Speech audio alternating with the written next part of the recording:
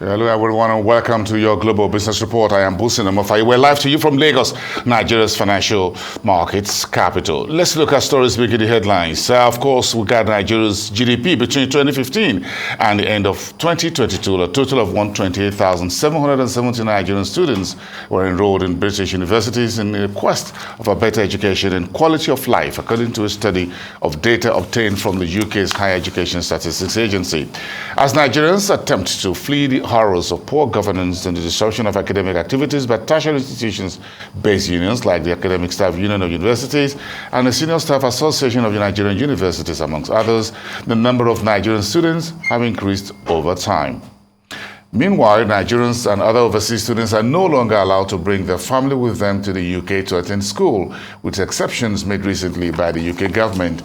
This was an attempt to limit immigration, noting that unless they were enrolled in postgraduate programs that are now categorized as research programs, these students would no longer be permitted to bring dependents with them. In order to prevent misuse of the visa system, the UK government said that it has also made it impossible for international students to transition from the student route to the work route before finishing their studies.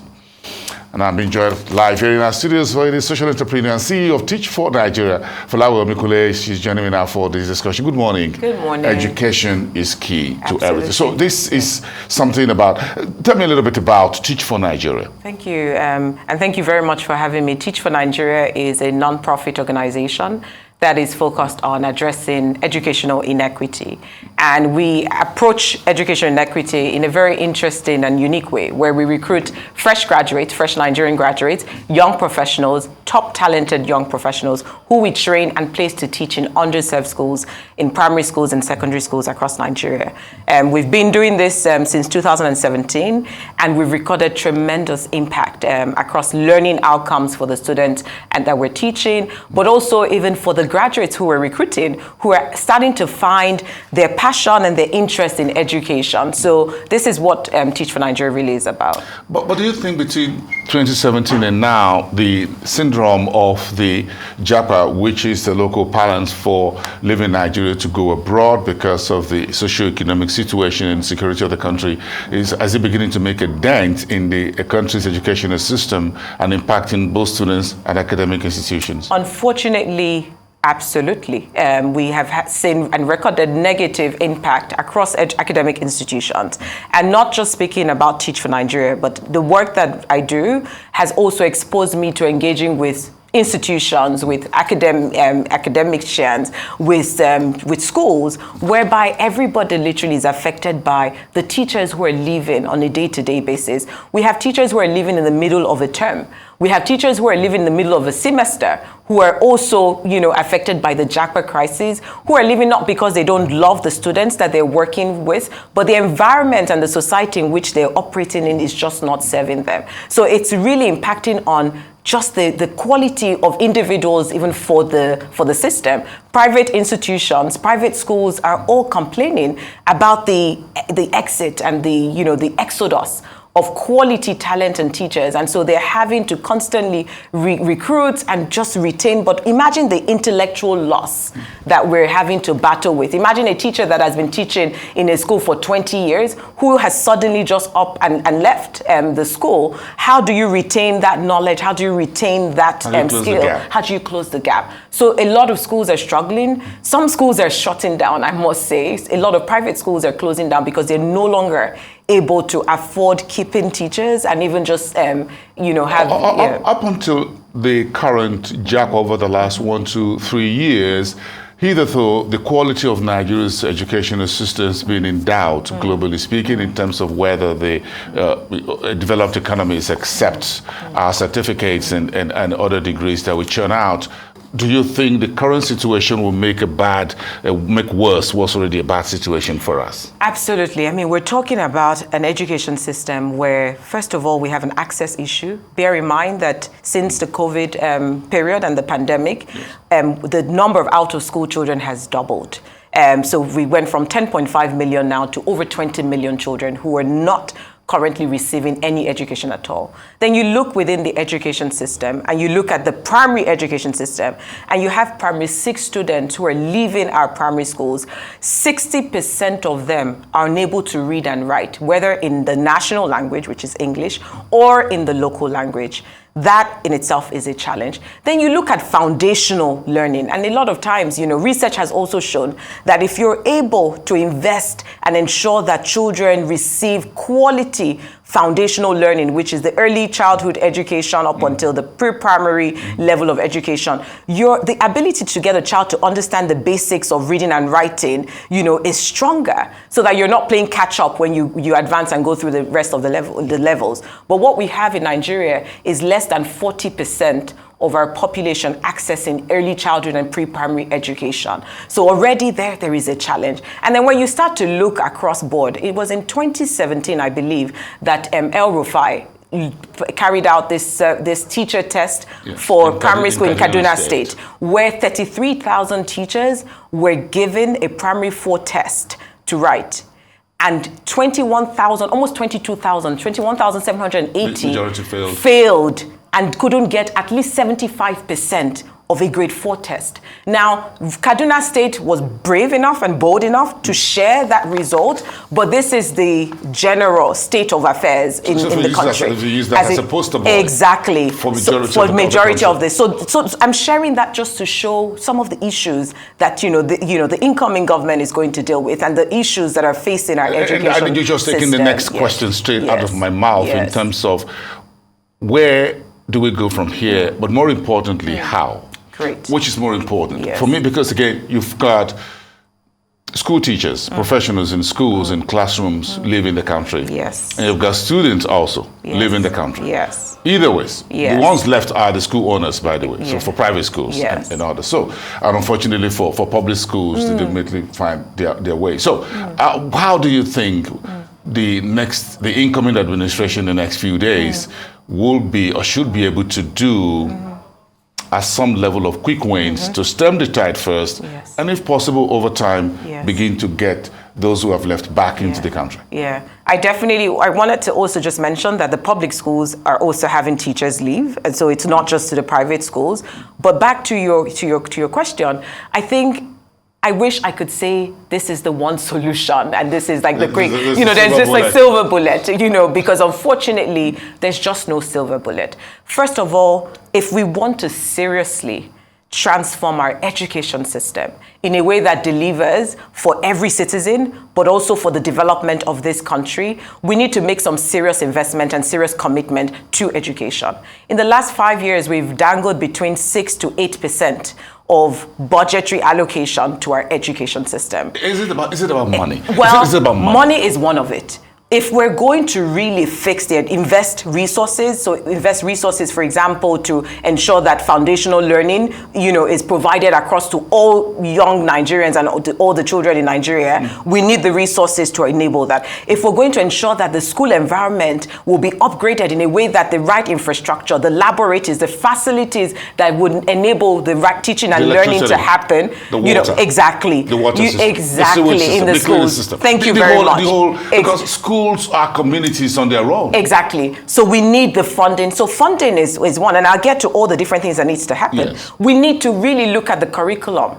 The curriculum is outdated. It is not fit for purpose. If we want a curriculum whereby we're developing citizens who are able to think critically, to solve problems, to apply the knowledge that they acquire from the education system. Right while they're in the classroom. Exactly. So we need to revamp the curriculum in a way that it delivers education that is applicable. Our the curriculum that we have is focused on knowledge, just cram and pour and just pass. But that cramming and pouring is not what will allow for critical thinking. So we need a better Ministry of Education. So I was going to get to that. But before we get to that, we need, no nation can rise above the quality of its teachers. If we cannot, there's no magic we can perform. If we like, let us build schools and fix infrastructure and write great policies and write revamped curriculum. If we do not fix the teacher quality, we will not be able to get the quality that we're looking for. We need to attract the right people. We need to attract top talent. We need to be able to retain them and motivate them. Incentivize them. There's no so good business. And regular pay. Exactly. I see no reason why in Nigeria teachers cannot earn less. I see no reason why they should not earn a minimum of 100,000 naira for an entry-level teacher. Or subsidized transportation. Exactly. Teachers are earning in this country less than 30,000 naira, between 30,000 naira to 60,000 naira. The highest paid entry-level teacher by government in this country is less than 70,000 naira.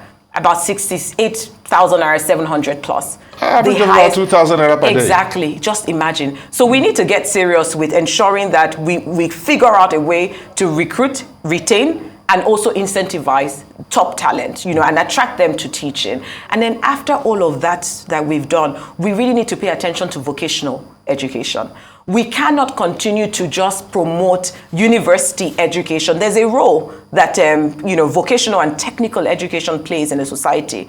Every year we have 1.5, 1.6 million students who are leaving secondary school, who are writing WAEC, and who are waiting to get into a university system that can only carry up until 500,000 students annually. What happens to the remaining 70% or 60+% of students that are left? So we need to really think about how to harness and develop our vocational system of education. Why shouldn't we have people leaving secondary school with skills, leaving secondary school able to start to earn and contribute to the economy? Qualitative enough to enter the jobs market. Exactly. And so that needs to be looked at. And then finally, we can have all these fancy ideas and sophisticated vision, but if we do not have the right leadership, and the leadership is not just for the Ministry of Education, but I'm talking leadership for all the agencies and institutions that are supporting or... The educational system. Exactly. All of the that ecosystem. Entire ecosystem needs to pay attention to the quality of leaders that sit in those positions, because the elected president could have a great vision, but without the right leadership there to drive all of these vision for him, nothing is going to happen. Interesting rethinking the whole process. But here we have the UK banning Nigerian students and others from bringing their dependents to the UK. What's your first word on that? Well, it's unfortunate. I think it's unfortunate. What is unfortunate? Yes, it's unfortunate. Is the ban unfortunate, or that we were going there with all our dependents? The ban on the international students is unfortunate. I say it's unfortunate because I benefited, finished my graduate degree here in Nigeria and had a choice to go. But the UK doesn't say don't come. They say don't bring all your dependents. Yes, don't bring all your dependents. But then when you think about education and you think about traveling all the way to the United Kingdom, there are people who definitely might not be able to go and get an education without having their dependents. It will be too distracting for them to live for 1 year and not have their children with them, or even perhaps their spouses. For me, really, I don't think that a blanket sort of ban on all master's degree students who want to take their dependents to the UK is the way to go, or is the approach. But I think it's really developing some administrative system to scrutinize genuine students who are going there with their dependents to go and actually study and gain from global education that will contribute to their own development. I think that is one. I think the second one also might be really, because one of the concerns has been that, the pressure on, on the country on taking from like their own benefits and their own resources and what have you. Yes. How are you ensuring that you scrutinize to make sure that this person has the funding, the necessary funding to take care of their dependents for that 1 year period, so that they wouldn't have to rely on funding from the UK government? And then also, how do you ensure, because at the end of the day, I mean, if you're making 43+ billion pounds annually from student fees and tuition, I don't know why you would want to cut that, by just having Nigerians or international students, not continue to access that education. And so again, do you want to look at another level of, are the spouses that are coming in with this student, are they skilled? Because that also then contributes to your own economy. So I think instead of just a blanket ban throughout, for master's degree students who want to bring their dependents, how about you consider some other administrative ways to really check and scrutinize, for genuine students, for those who have resources to be able to fend for their families and dependents while they're there, and also checking, prioritizing skilled spouses who might be getting there and then contributing to your economy as well. So that is how I would have approached it. Because the truth of the matter is, the UK banning Nigerian or international students from not coming with their dependents to school in the UK, they'll go elsewhere. There might be a slowdown, between the next 1 or 2 years, but they will find somewhere else where they can go and receive this type of education that they want, and they would take their dependents with them, and they will contribute to the economy of that other country. If there's anything, this is, Nigerians always find a way. I've heard through the grapevine Yes. that there's something going on, which will make Nigeria professionals abroad be able to teach Nigerians in schools back at home here as part of their contributing to the development of the country and the education system, and they can do that for free. Could be an online thing. I heard is being worked out by the NUC and the Minister of Education. Perhaps that could go into law, into effect, in which if you're a medical doctor or a physician in the US or the Americas, you can teach medical students in Nigeria virtually back here, both in public and private schools, for free at your spare time, where you are sitting over there in Canada or in Australia. That is a brilliant idea. One of the things that I say to people is the pandemic period, and that year, 2020, was a year of innovation, a year of showing us possibilities. And we saw a lot that could happen through technology, through remote learning. We saw the fact that learning could take place beyond the four walls of a classroom. And if there's anything that a country like Nigeria needs to tap into, it's opportunities like that. How do we tap into our talent across the world to continue to contribute to the development of our own people and of our nation? My own thing will be, I hope it would be well structured in a way that it will be fully embedded into the curriculum, into the pedagogy of whatever it is that is happening, because it's a brilliant idea, but I think the implementation is where the challenge might be. So finding ways to leverage technology to tap into the knowledge, the insight, the experiences of Nigerians who are outside the shore of this country. Millions of us. And there are millions of them. Across every sphere of life, from science to tech to everything else in between, arts, literature, everything you can think about.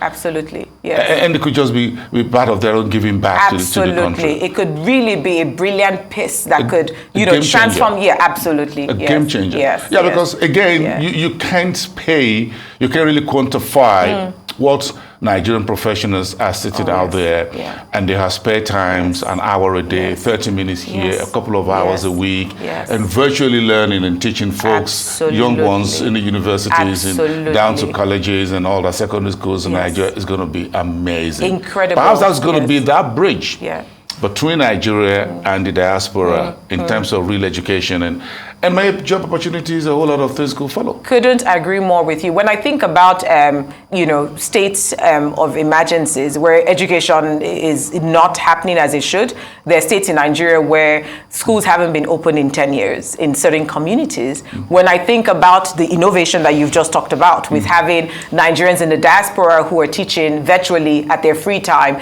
remotely, whether through, laptops or whether through television, whether through radio, we'll figure out all the different channels where this education could be delivered.